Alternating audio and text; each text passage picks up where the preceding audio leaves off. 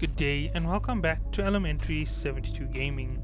So we back uh in the Tower of God, and obviously this time we're on the second of my episodes on the restart basically, and this is going to be episode 281 to episode 290. Now the whole thing with the section in the tower is it's one of the most complicated sections. There's a lot in here that doesn't make sense, and I just have to admit this here right off the bat. You're going to hear a lot of things which just don't make enough sense as they come along, but they make sense later on when this chapter ends. And I'm going to go through it as much as I possibly can, and then you'll find out what's going on behind the scenes. You'll find out why it seems like there's so much of betrayal, what is actually going on behind the scenes for these betrayals to be occurring. And once I explain all of that, I'm hoping that it becomes a little bit more clear for anybody who might be following along with me as I go through the story. So let's kick off 281. 281 starts off with Enderos's sworn enemy attacking the armadillo boss that they were fighting and jabbing it at a weak point in an instant to defeat it.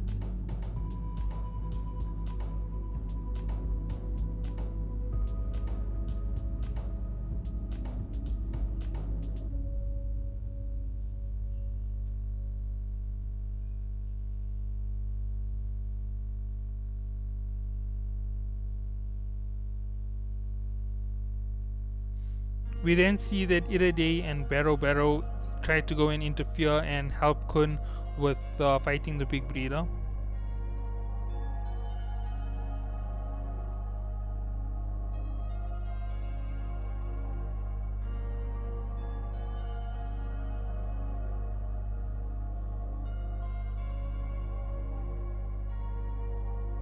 And then we see Rak thinking all crazy, like if he gets a more powerful spear, he can do some crazy stuff to help his friends.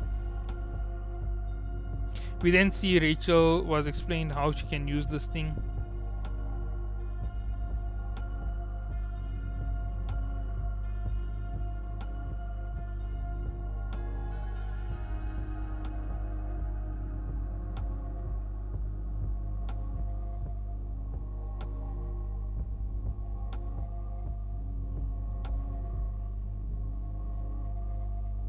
And we then see that the big breeder who she met decides to agree. His name is Cheng or Chang, I'm not 100% sure. And they agree that they'll work together. And we see that it's explained that the other big breeders are way stronger than him.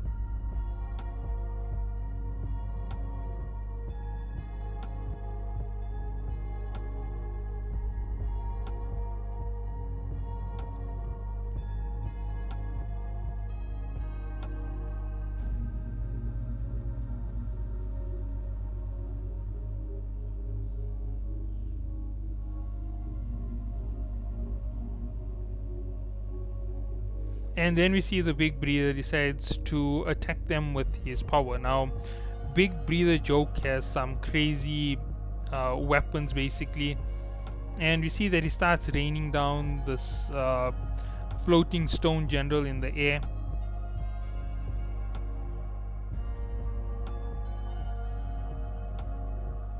And we see that these huge rocks come down and they evade it for the most part.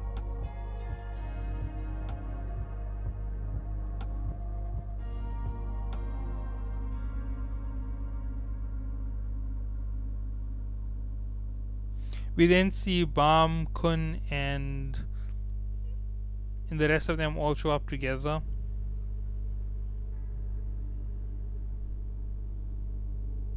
And we see that Barrow and Iraday end up joining in with them.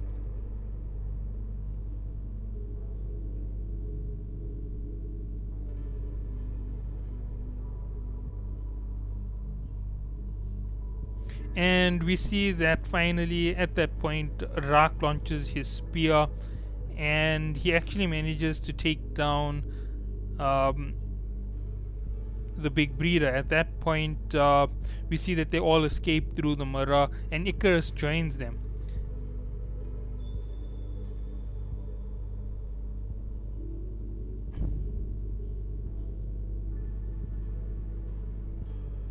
And we see that the lie that Rachel came up with is that she is the sworn enemy of the big breeders. Technically speaking, she is a big breeder herself.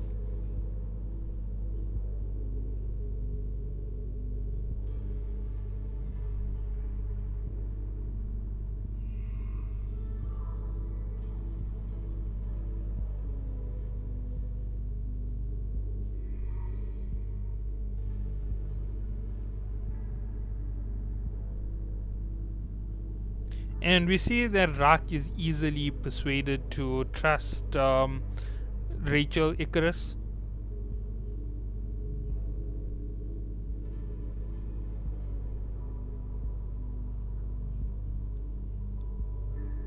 And we see that the big breeder Joke is really angry that he was defeated the way that he was.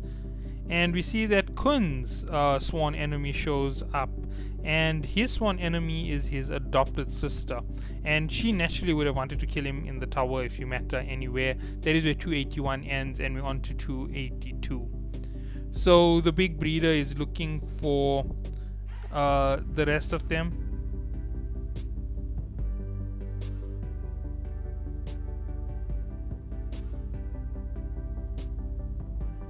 And we see that one of the individuals from this entire group had entered the king's cradle.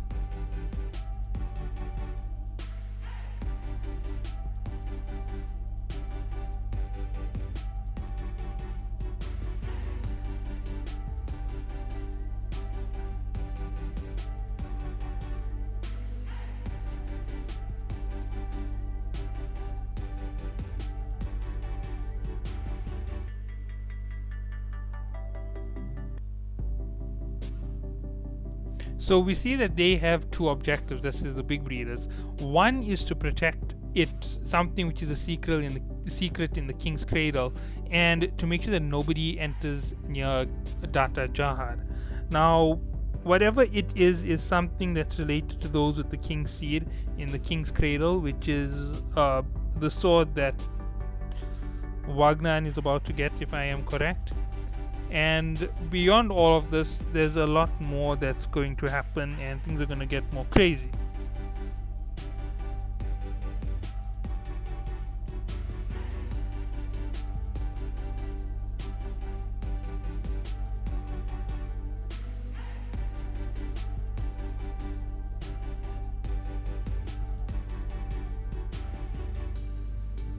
We see that Kun's Shinsu has been going a little bit crazy. He's been feeling more cold than normal, and that's just like a little prelude to what he's about to learn. And we see that Sensho actually ends up reaching his father, and he's leading the rest of them there. And we see that his father lives in a place with a lot of waterfalls and grapes, at which point we see Mashni shows up, and we see that she is shouting Sensho that they took so long.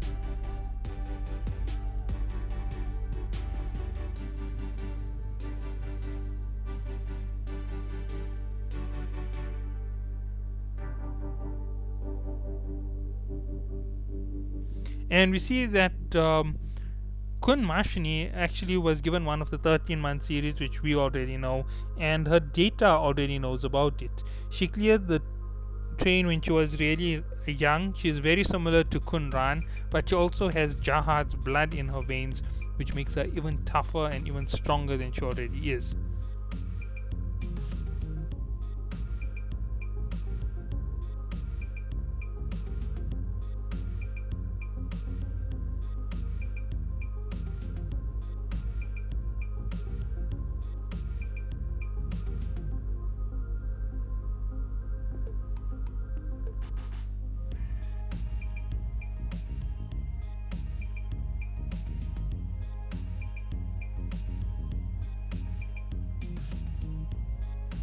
And we see that Kun Eran is so happy to meet the son of V.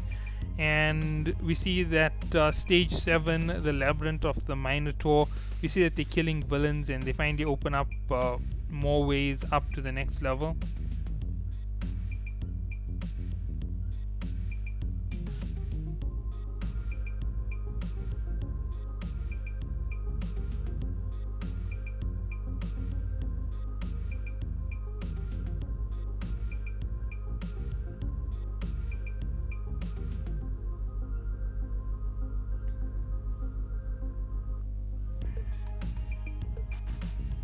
And then we see an observer shows up to Kun, and basically it's it's from his sworn enemy, his sister, and they're basically speaking to each other. At this point, we see that she has Missing with her, and she's basically using the hostage as a trading device, basically, to get Kun to hand himself over so that she can kill him.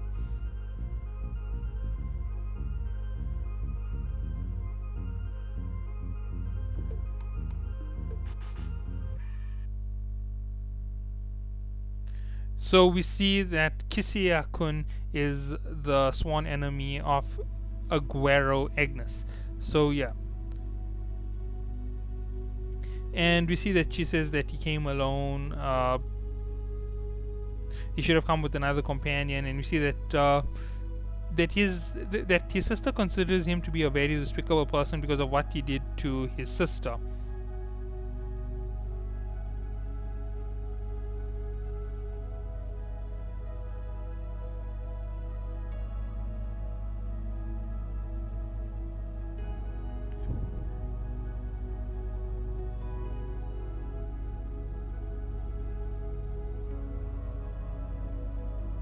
We then see that Kisia has a special observer called Growler, and it actually neutralizes lighthouses.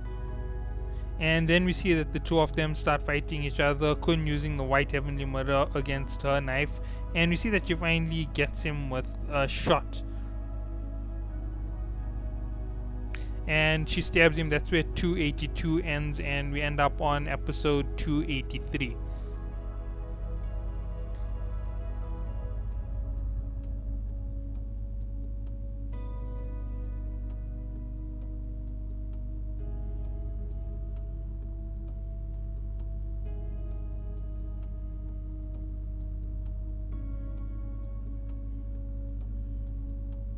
And we see Kun is really worried because the Data human believes that he is also Data, so she's torturing him like any sworn enemy would torture their Data companion.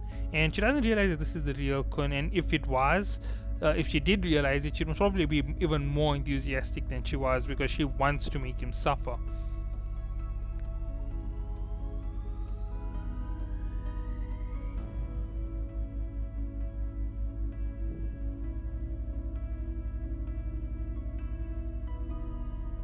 We then see that there's pictures of a Wraith Razor inside the labyrinth that they're trying to escape through, and we see Icarus using the Big Breeder's powers to find a way out. We then see Kun attacks Kisia with a very weak assault, and then we see that the hostage is gone.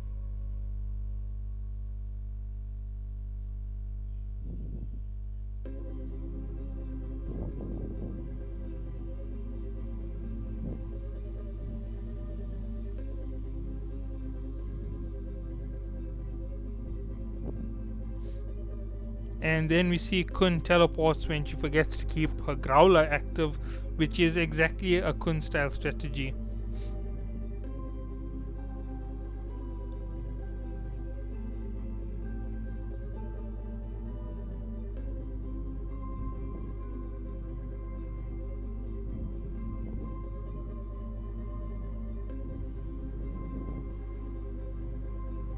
And we see that Kun explains that he is not going to die until he manages to achieve his goal of becoming the leader of the Kun family.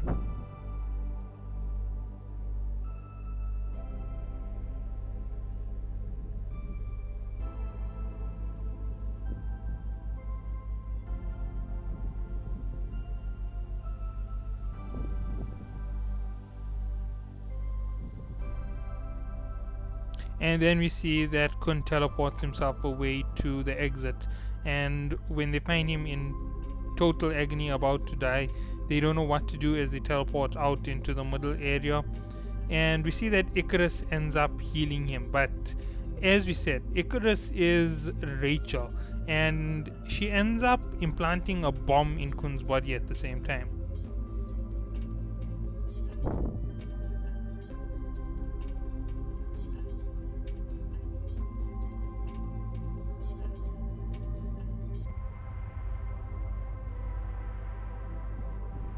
And we see Kun realizes that Icarus is super suspicious.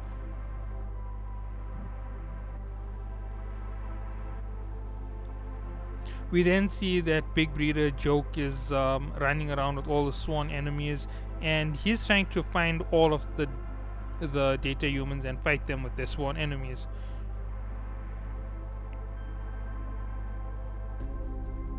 And then we see Sachi Faker and the rest of them meet the data of Kun Edwan. Now, Kun Edwan is definitely the big honcho for these people at the moment. This is the person who they're going to look up to quite a bit. And the only other person on this floor who is of any caliber near this level of power is Jahad. And possibly the only other person who could match Jahad in power would be the corrupted data of Yurik Mazino, which is a sort of problem because he is perfect and he isn't perfect at the same time. It's kind of complicated.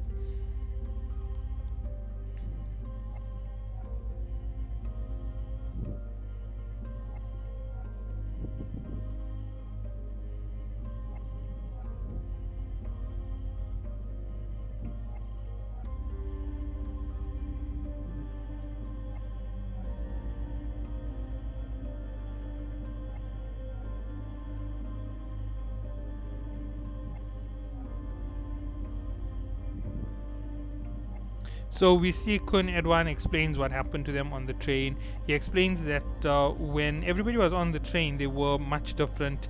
And when they first arrived here, they were the people who they were. And then all of a sudden something changed and Jahad became different.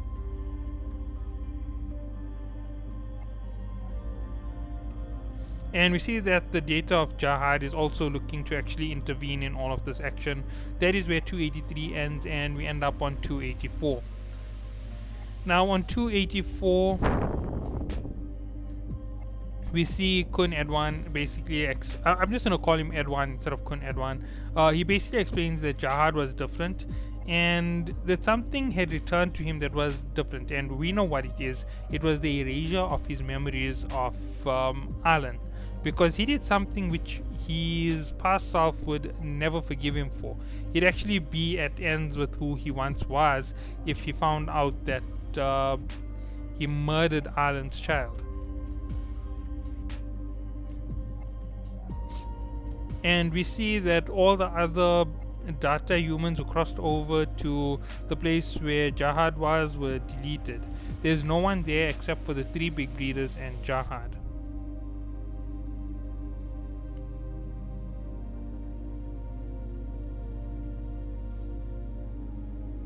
We see that Misang won't wake up now, even though all of this craziness has happened, and she's being carried along in Kun's lighthouse.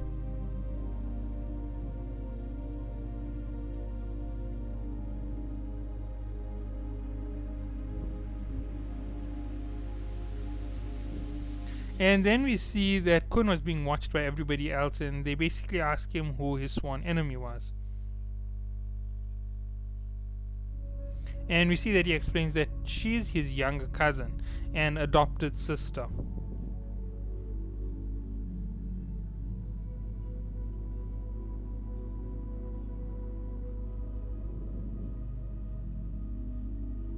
And we see that Kessia looked up to Kun's older sister, and that is why they are at odds with each other, because Kun betrayed her.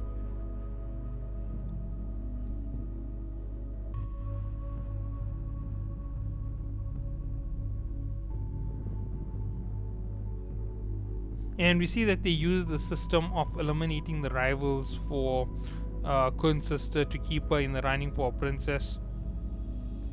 And we see that one day somebody arose, her name was Maria, and she took the position of princess away from Kun's sister. And we see that Kun helped her.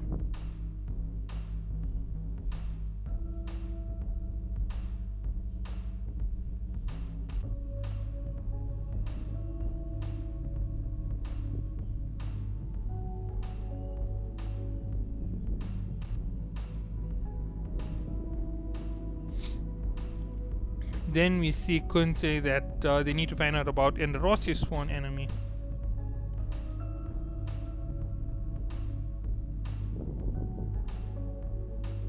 And we see that Enderosi's sworn enemy is explained. When she was a child, she was an orphan, and then she was adopted by this family. And one day, this snake came in, and it says it could make her become a princess.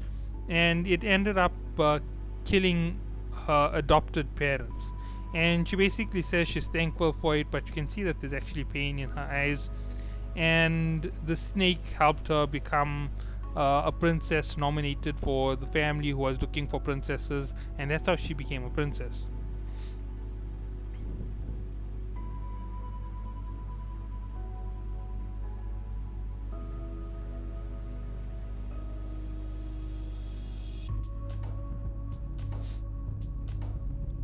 So we see that they finally arrive at the Golden Dome, the next stage.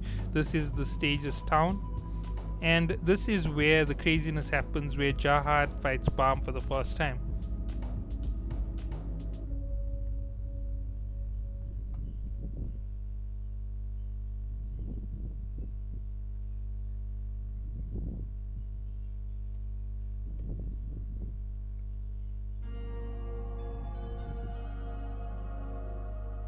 So we see that that the next big breeder is actually in these territories, and they find out that this is his territories.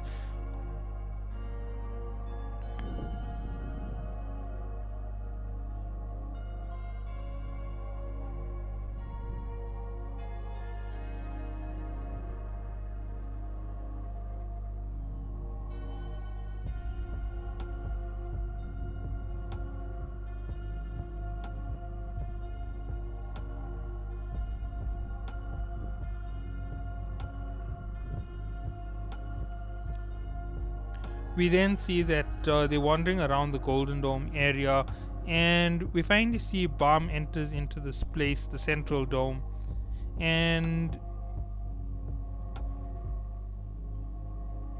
we see that the center of it looks like there's a seed in it, like the one that was in the area that they were in before. And we see that someone speaks to Baam, and this someone is actually Jahad. So this isn't any small little tiny issue. This is young Jahad before he became the king, when he was on this floor in the train.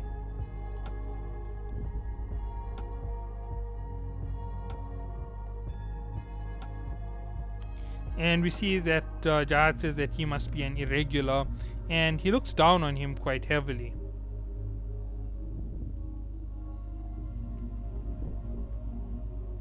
And we see that everybody feels this unsettling feeling as Jahad has appeared on the field, because Jahad is crazy powerful. And we see that he explains that he is the one who will become the king. And he introduces himself as Jahad, and that's where episode 284 ends. And we can head on to episode 285. So Jahad basically starts talking to Baam, and at that moment, we see that Rakin and Rossi realize that Baam is in danger.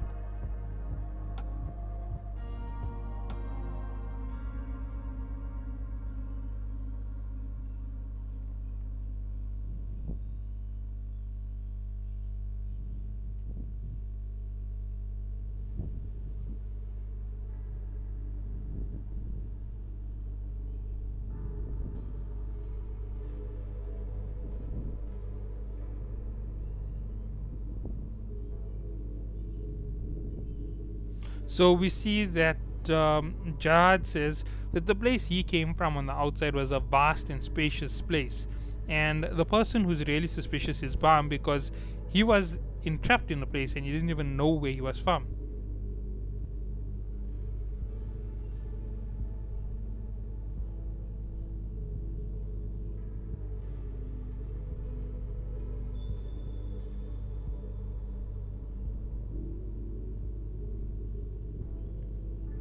We then see Baam ask Jahad if he knows Arlen Grace, and Jahad says he doesn't.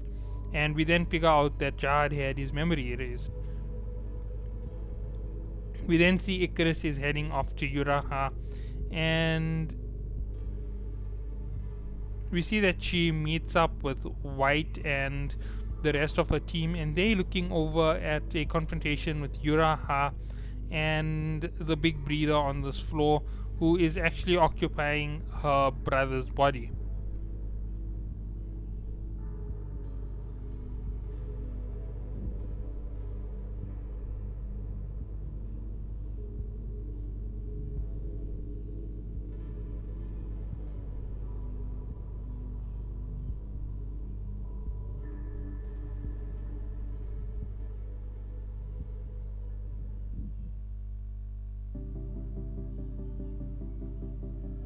And we see that Jahad explains what it is to become the king. You have to erase everything. You basically have to shine alone as the king, and you have to give up everything.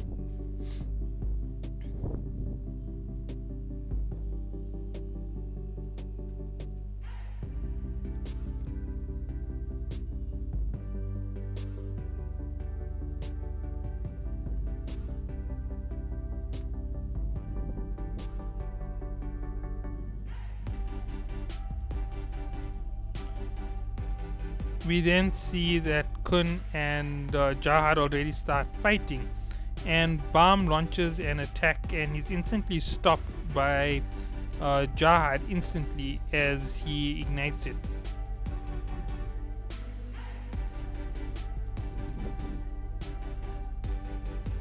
And we see that Bam did it purely on reflex in his attack, and he's basically reacting on reflex. And then we see Jahad use a Jahad style air explosion, and we see that he calls it Iron Fist, and all of a sudden this huge explosion hits, and it doesn't have to be a direct contact hit, and it's way better than wave explosion.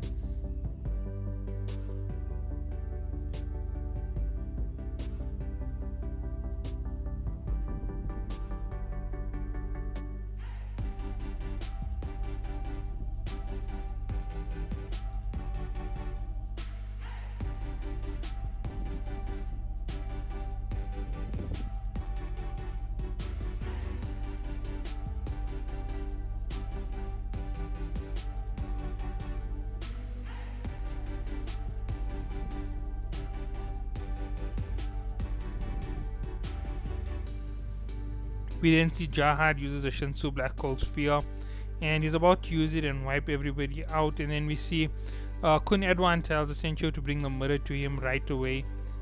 And that's because he thinks that Jahad is moving, and that's where 285 ends. We end up on 286. Now, things are really crazier. They don't make any sense as I'm saying it, and I know why they don't make sense.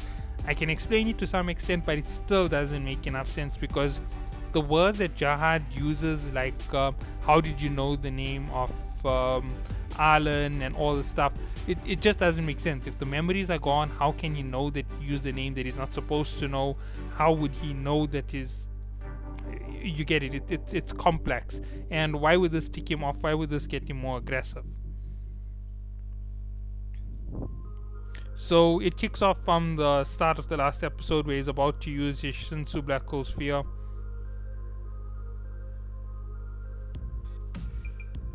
And we see that Enderosi is totally frozen just by the presence of Jahad. And we see Jahad is about to kill his companions, and as he launches an attack, we see a big explosion. And in that instant, we see lightning. Now, lightning is the signature of the Khun family. And then we see Khun Edwan, and we see that Hansang Yu says that man.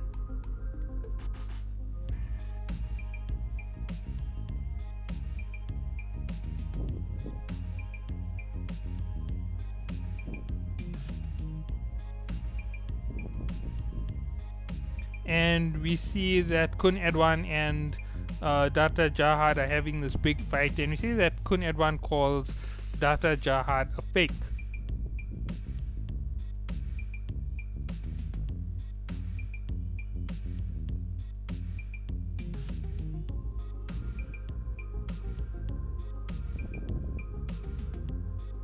And we see that Jahad explains that he was born with the seed of a king within him.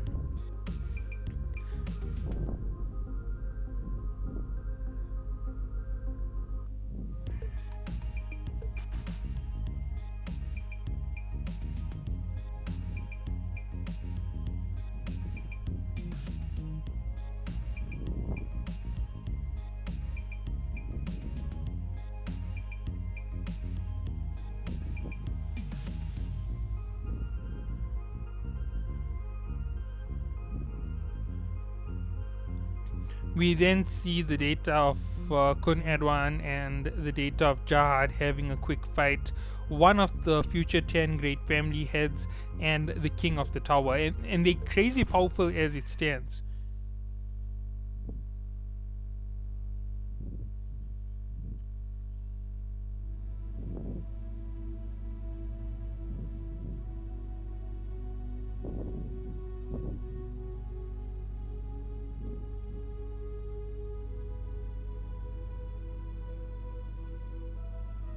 And we see that the way that Eran is behaving is actually making Jahad become more childish and want to keep whatever it is that is holding back even more.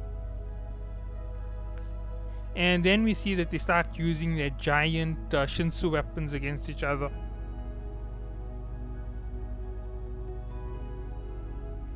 And finally, everybody is basically grabbed together and they're about to leave.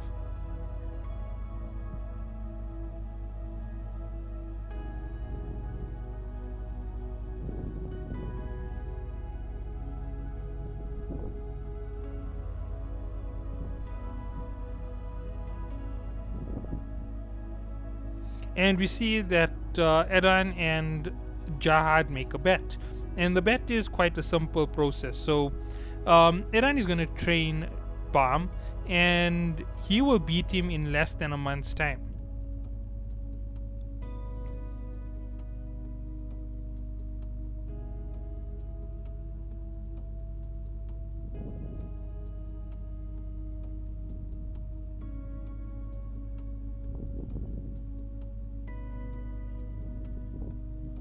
And then we see that Jahad decides to accept that bet, and he accepts the bet that he's going to fight, and if the kid wins, they're going to let them go and everything will go down to the correct way.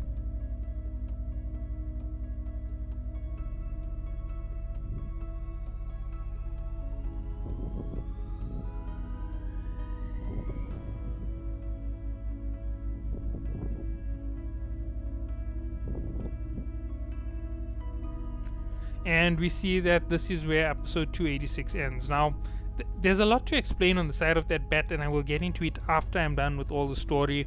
I'll explain why this bet was so important then. So let's continue on to episode 287. We see that the battle will be held in 1 month. The rules to the battle are that Eran is allowed to train Bam only in the regular stages. He's not allowed to take him over to the other world or move him through the mirror to other places at that point. That is how it will be.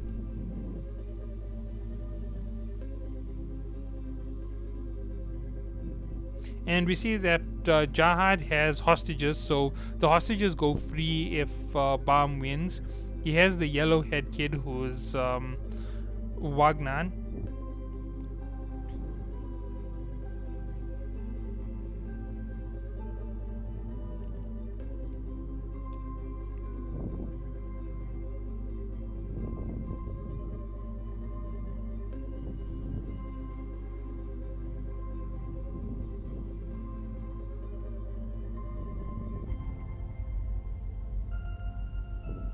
And we then get a very weird cutout. We end up seeing Iwa's team with Danwa Hong, and we see that Iwa asks Danwa why he is chasing after Yura, and he says he's not supposed to tell anybody because if he does, it'll make him forget.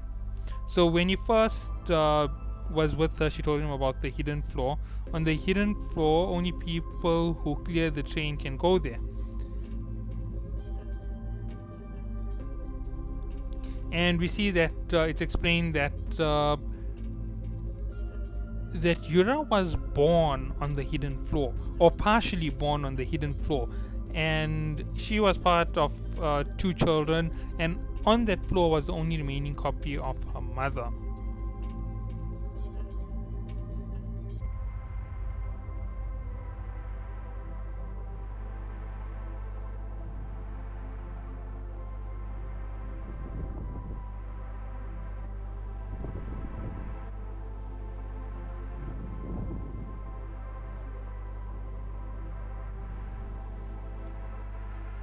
And we see that the reason for Rak being transported into the hidden floor was the small fragment of the mirror that was given to Danwa.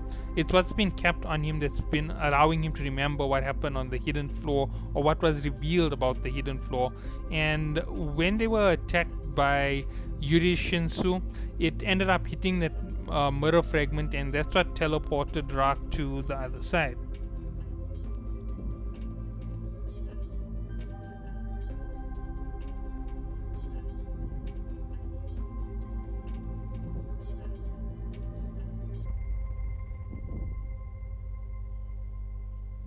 And then we see that Danwa almost instantly forgets, and the two of them forget what they were talking about.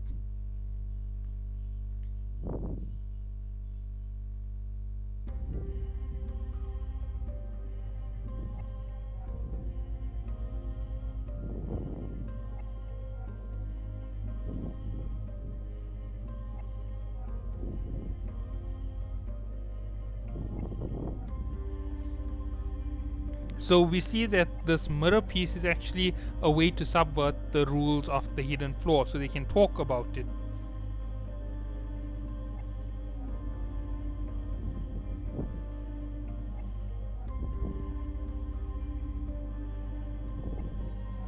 And we see that a lot of things happen in the past with Yuraha, and I'm not really going to speak a lot about her family situation. She's from one of the cursed families, so there were stillbirths for people from the line that she was born from, and because she was from the Ha family, she was blessed with the Ha's blessing as a girl, so that's why she would have been fine and escaped the curse. However, her brother suffered the curse and was going to die in the womb.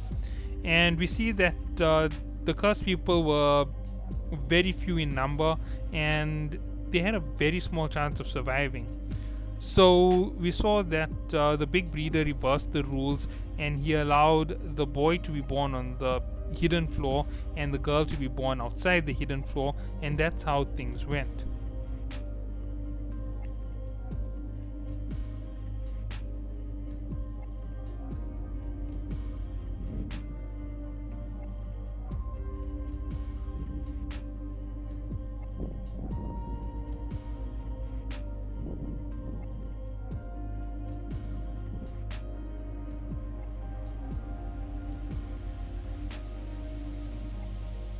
So we see that Yuraha explains that she knew that she came from here, and she knew just a little bit about this here.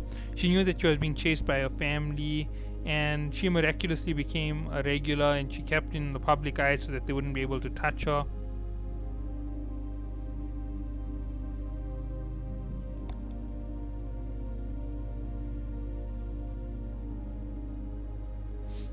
So we see that her mother died both on the hidden floor and on the real floor.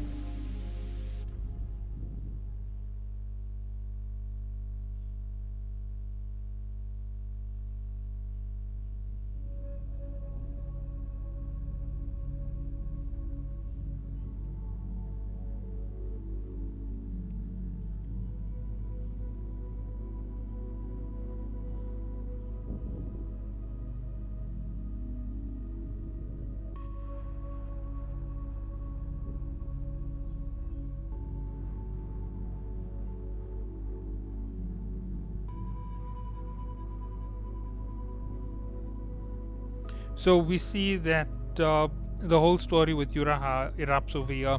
It's complicated and it is pointless. And I'm going to explain it in this way. Everything that happens with Yuraha is related to the 10 great families. It's related to the cursed people. It's related to the one before them. And that's the way that all of this here goes. And then we see that all of a sudden, the big breeder, he obeys Jahad, and he takes one of their companions hostage, so he ends up taking Yuraha with him.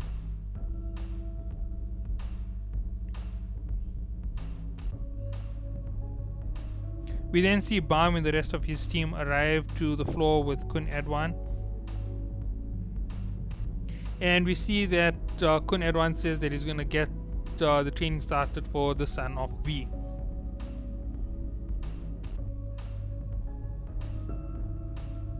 And then we see Bam speaks to Kun Edwan, and he asks, "Do you remember V?" And he says, "Of course, V was a fellow companion who climbed the tower with us."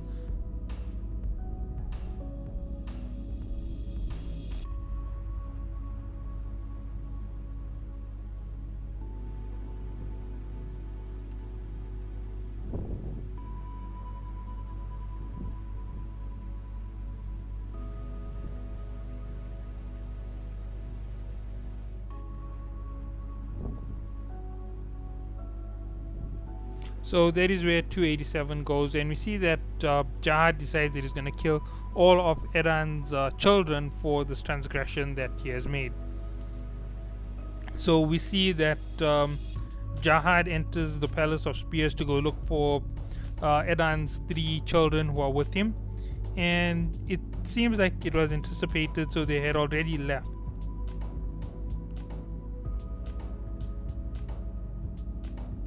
And we see that this little thing was said that he heard a name he wasn't supposed to hear.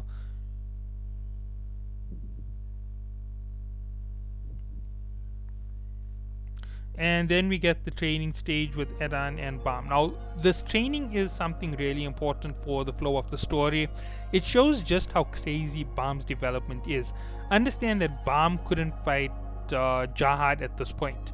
And then with 1 month worth of training, he all of a sudden just about beats Jahad. 1 month. And there is no small jump in power. The jump in power is something that these irregulars who were here previously believed to be impossible. That's how far Bam climbs.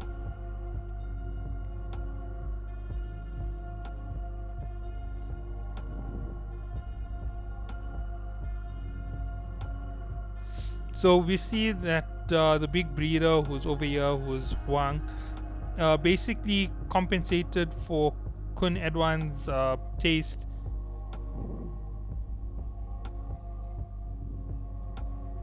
And we see that Kun Edwan is basically threatening the big breeder because he knows that he's going to do some crazy stuff, and he's trying to keep tabs on them.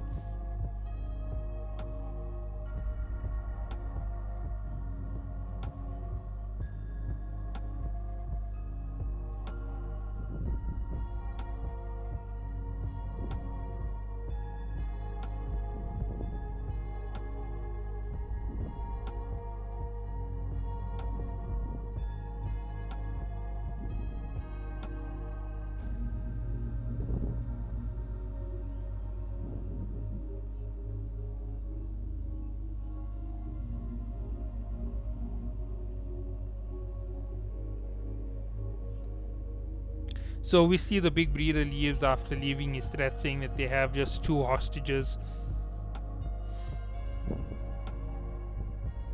And we see that Kun Edwan decides to let everybody go and get into the lodging, and then he'll start the training again. And we see that Enderossi is inside Kun's lighthouse.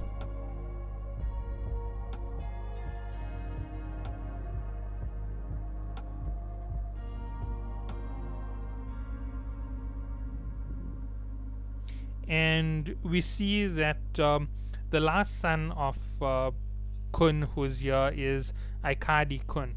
Now he's a very special situation. He's not a spear bearer or just a regular like the rest of them. He's somewhat special compared to the other 2. He works with different types of abilities. And we see Kun is actually shocked to see Masho Asensio, the spear master.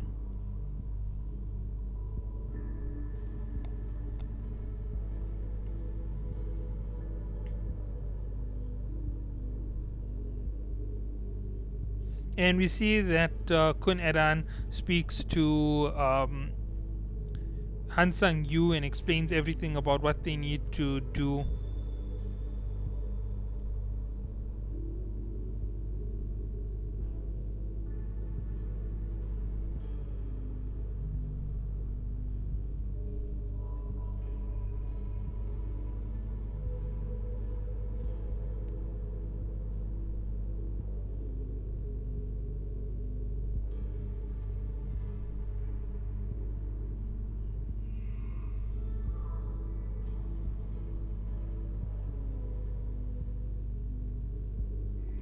We then see that one of the big breeders decides to intervene in the chase for the mirror at the end, and that is Joke.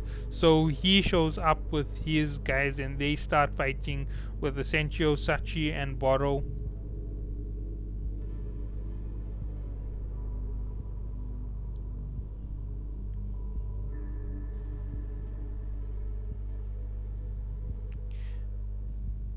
And we see that the other regulars, that's Iriday and Bero Bero, are shocked at who they saw fighting each other.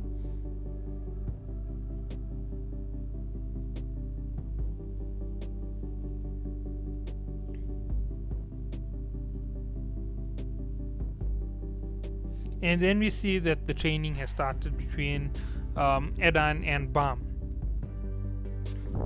And we see that the first thing Bam asks is to ask about V.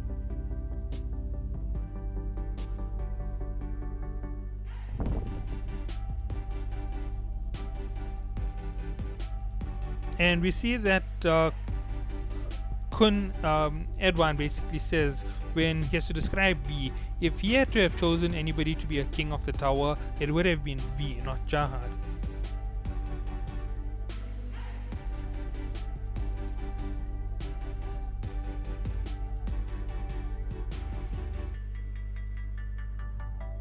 And we see that Jahad and V had opposite personalities.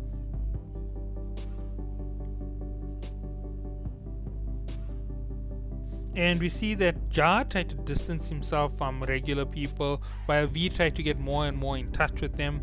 So V was a compassionate individual, and Jahad became more and more isolated and stuck in himself. And we see that Arlen would always keep the peace between the two of them, and she was basically the peacekeeper between the two of them, and she ended up falling in love with V in the end.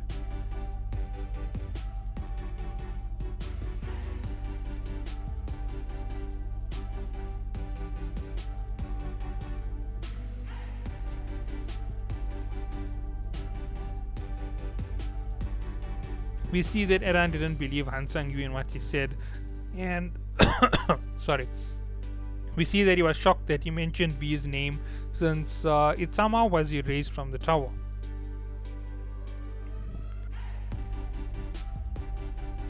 And we see that Kun Edwan decided he's going to tell Bam a little bit about his father bit by bit.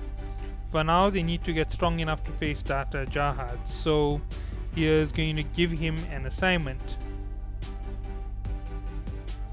And the assignment is finding his Shinsu quality. So once you have discovered your Shinsu quality, it will actually help you to master your Shinsu control.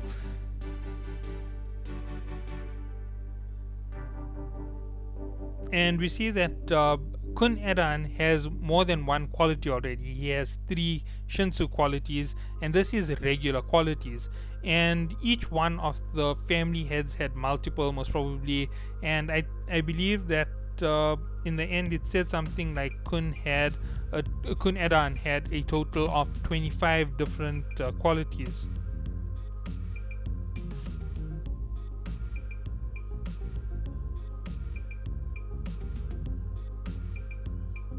And then we see that Bam has actually seen this technique used before when it comes to the quality, in the form of internal quality, which is a lightning pearl.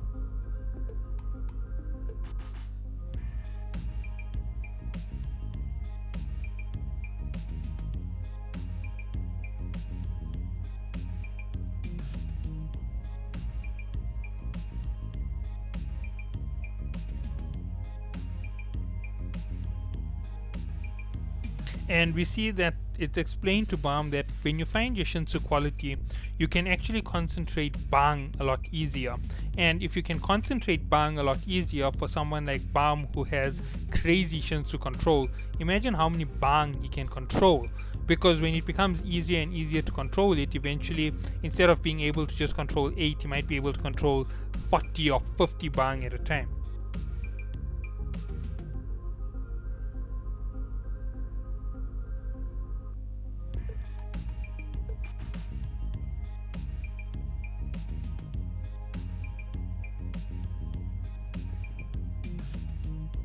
And then we see that he also explains to Bam that if you eventually master your Shinsu quality perfectly, you can pack more power into it, which is called tension, and it allows you to maximize the power of your Shinsu to the point that you don't have to actually have multiple bang or a lot of power to get the destruction that you want. You'll have more destruction in a single attack, and you'll be able to have a single bang that has the same effect as multiple bangs altogether.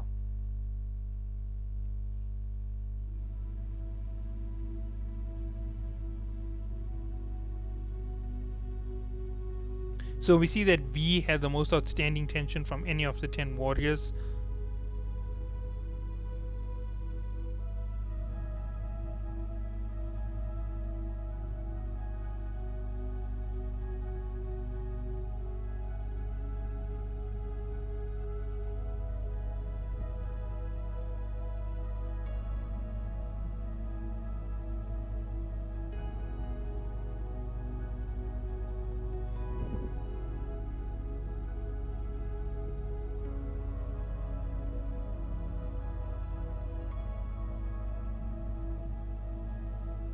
So we then get a quick swap over to the sworn enemies and Joke, and the sworn enemies refuse to attack anybody besides their sworn enemy. So Joke enters into the fight and he's about to attack Mashni, and Asensio says he'll play with him and he'll sort this out. And that is where 288 ends and we get on to 289. Now understand that this section has a lot of impact in terms of the total. As I was saying, the Shinsu quality, it's actually contradictory to what we've learned previously, and I'll explain everything to the best of my ability as we go along. So we see that Asensio is gonna fight Joke, and he's basically begging the sworn enemies to help him, but none of them end up helping him.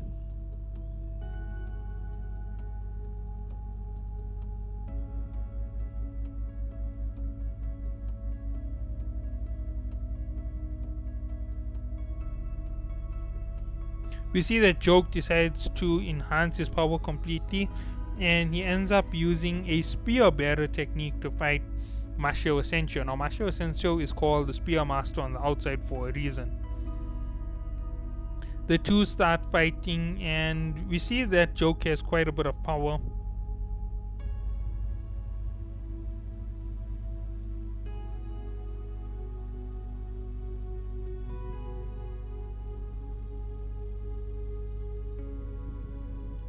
And we see that one of the villains uses a monster called the Flying Monster Needles.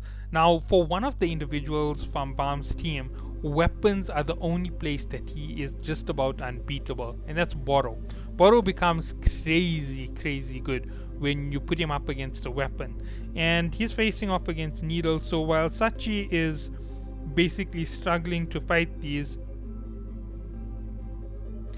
Boro is totally excited and having fun fighting the weapons.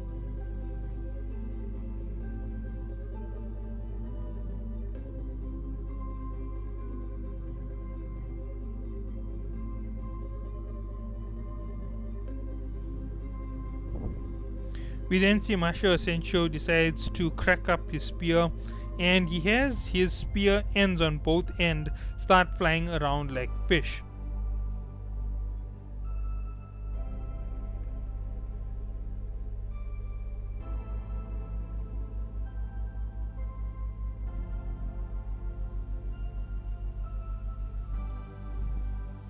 Okay, so his special skill with the spear is called the Flying Fish Spear skill. And we see that Kessia is basically explaining that it's a very dangerous skill to fight against.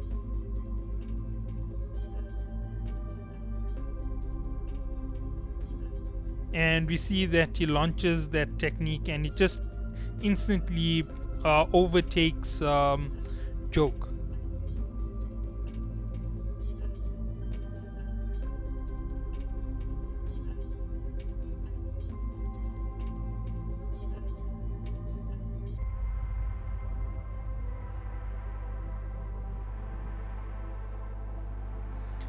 So we see that Joke did learn some of his skills from the Kun family, and that's how come he can fight with the spear so well.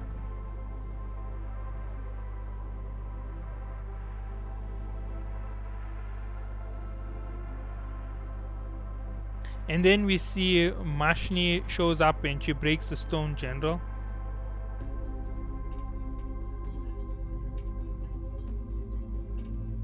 And we see that she shows up to the battlefield where she talks down to Asensio for what he did.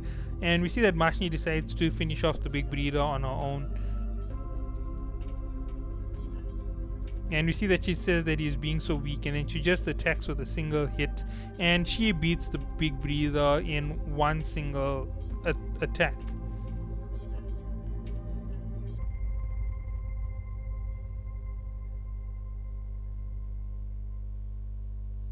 And we see that they're heading off with Aikadi joining them.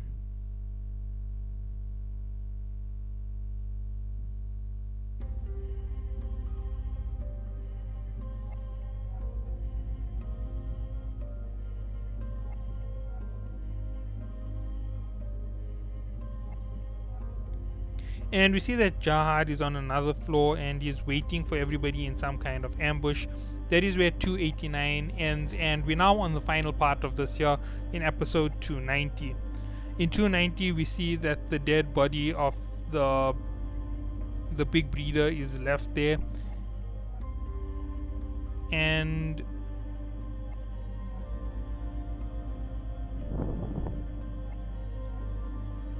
we see that the sworn enemies decide to go and chase after their enemies. We then get back to Bam and Kun training.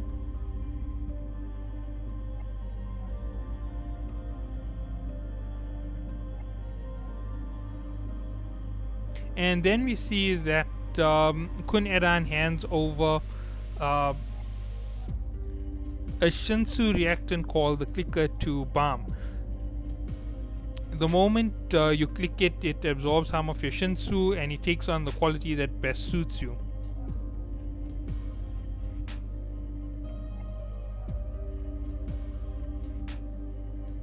Then we see that Bam requests that his companions do the training along with him, so they also improve while they're here on this floor.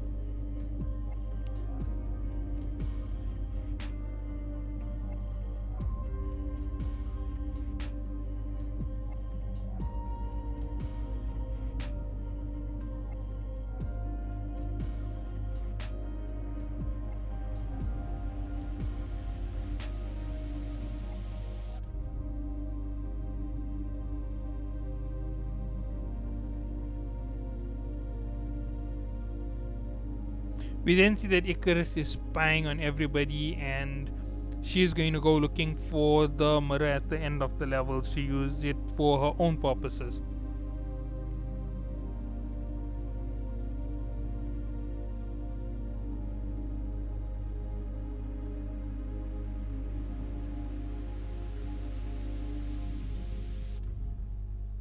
And then we see that Bam calls Kun and Rak. Along with everybody else, they all go out and they start the training where they start learning how to manifest their Shinsu quality.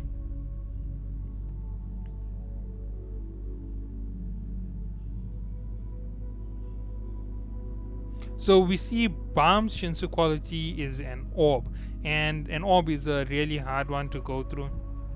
And then we see Rak does it, and his is a stone shield. And then we see that it finally is handed over to Kunaguero Agnes, and he does it, and he has an ice spear.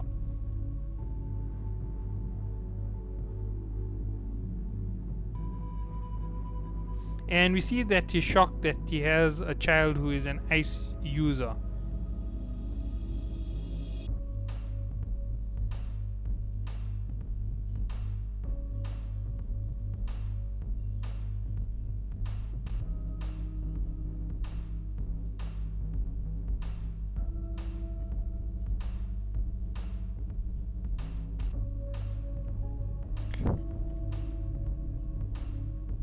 We then see that Kun Adwan speaks to Kun as Kun is about to leave, and he tells him He doesn't know what happened to the two of them on the outsides, and to be honest, he doesn't really care.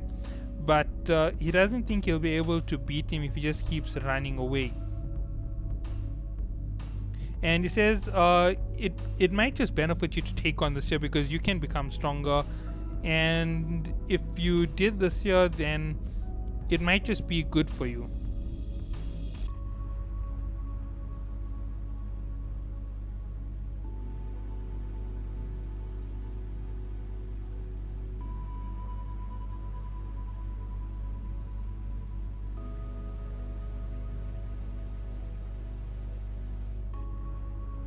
And we see that Baam finally talks him into it, and he tells him, we should get stronger together. We may not need it for the crazy goals that we are after, but if we get a little bit stronger, it can help us out now.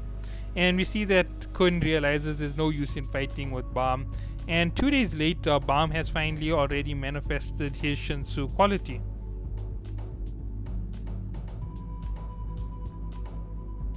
And we see that Khun and Rak are really upset because they haven't manifested anything. And we see that 4 days later, the team with Mashni and the rest of them arrive on another stage.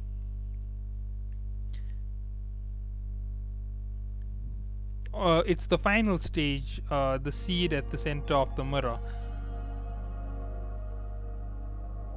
And we see that Jahad is here, and he says that they're a bit late. He was expecting to fight them a lot sooner, and he then jumps down and he tells them,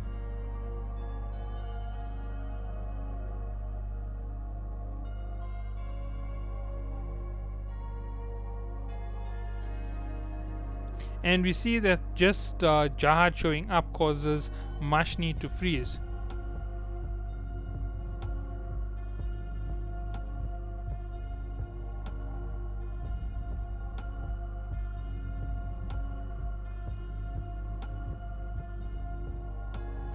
And then we see Jahad breaks apart the entire island, leaving a massive corridor.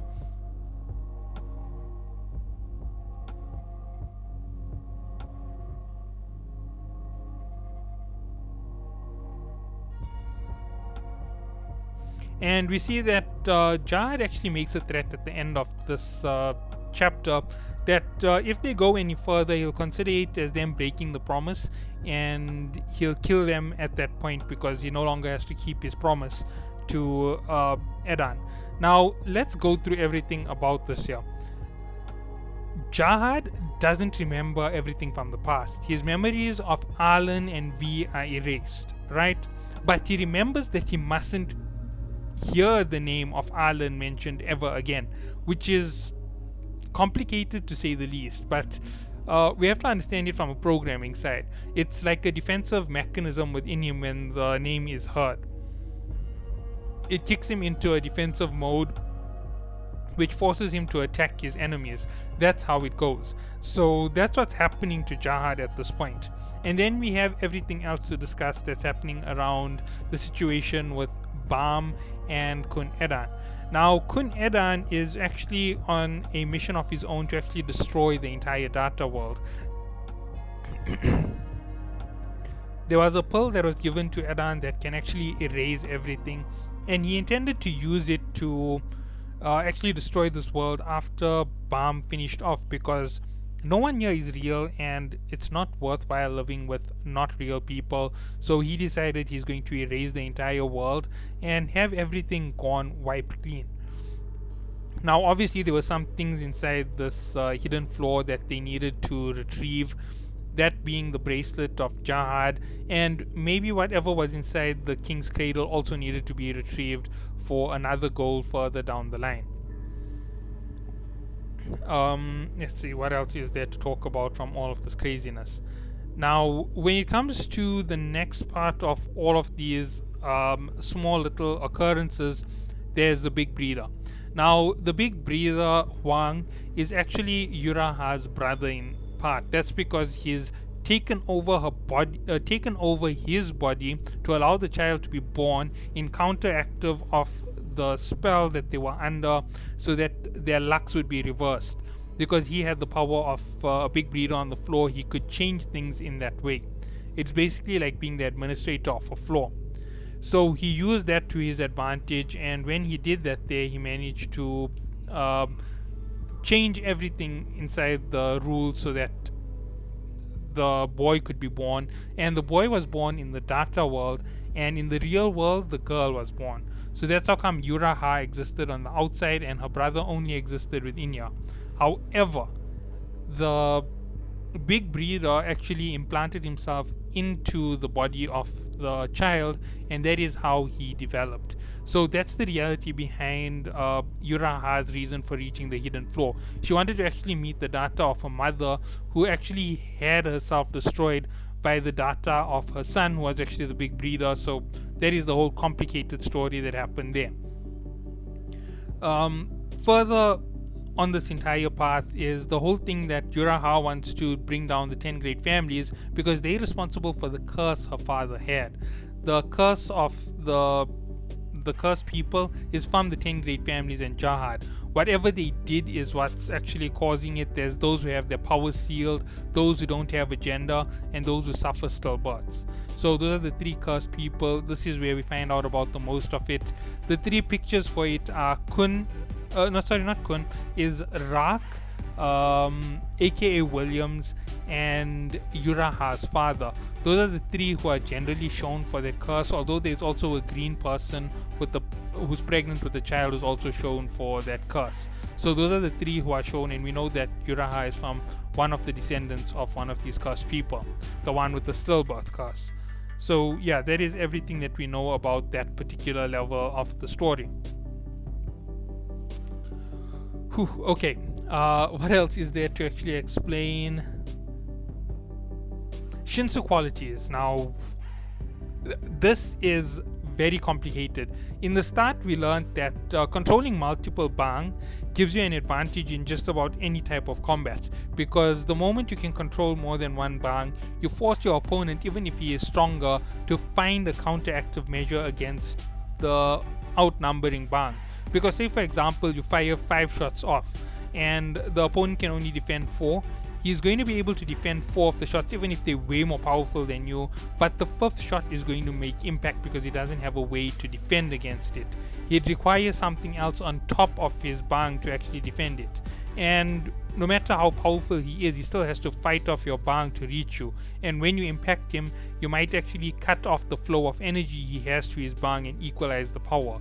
And you still have that open bang to keep blasting him and weakening him till you overpower him with your 5 bang. So that is how it generally went. But with the Shinsu quality, from what I understand the way it's being said, is it manifests your power in a quality. Now the quality will be an enhanced form of your Shinsu to the point that its power is far greater. Also the control you can exert over it is far greater, so one bang could be controlled like 3 or 4 bangs. We see that Bam uses this in the future when he attacks is it Bam?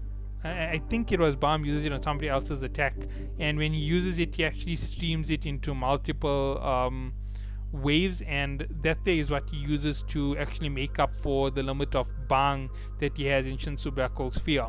Eventually he can control 3 spheres at a time, which is quite a feat for a regular, considering that it's making him crazy powerful, and he isn't just a small amount of an increase from where he is to where we're going to see him in season 3.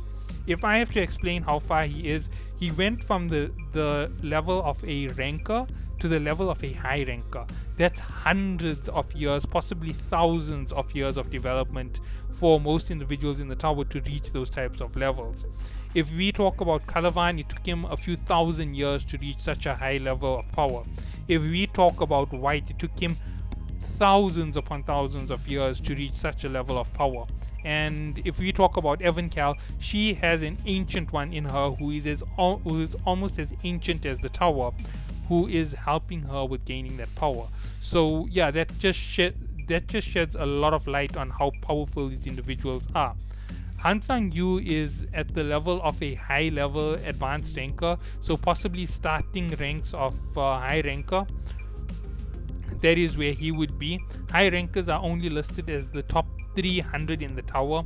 In the high ranker levels are the 10 great family leaders, although some of them are outranked by regulars, such as the second in command of Wola Yuksong. I'm forgetting his name. Not Waryun. Baekryun. Yeah, Baekryun is one of the regulars who is in the high level.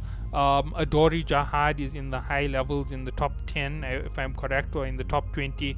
But just being in that level makes it crazy. She's even ranked higher than some of the 10 great family leaders. Grace Mashaya Lazlak is in the top 10 in the tower in terms of her ranking. If he shows up on the battlefield, a 10 great family head has to show up to fight him. That is where he is ranked in terms of power. So yeah, that is the craziness behind it.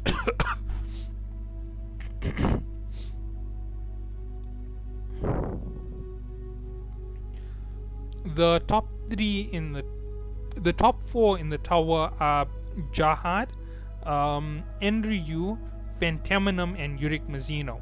Now, between the four of them, the ranks are actually Phantaminum, Enryu, and then Jahad. Jahad is number 3 in the tower, followed by Yurik Mazino as number 4. That's because Phantaminum is crazy powerful, even more powerful than Jahad. And Enryu is more powerful than Administrator, which is where he ranks, and that is how it ranks for their power. So that's just a quick hint on the growth rate of Bam. It's something that's important to this chapter, because we get that whole idea that he's going to improve so much in 1 month, that he goes from about a B rank regular's level of power to a ranker's level of power, which isn't a small amount. It's actually crazy. It's not 10 or 20, it's hundreds of times over that they have to improve their power. So thank you all for tuning in, and I will catch you all in the next one.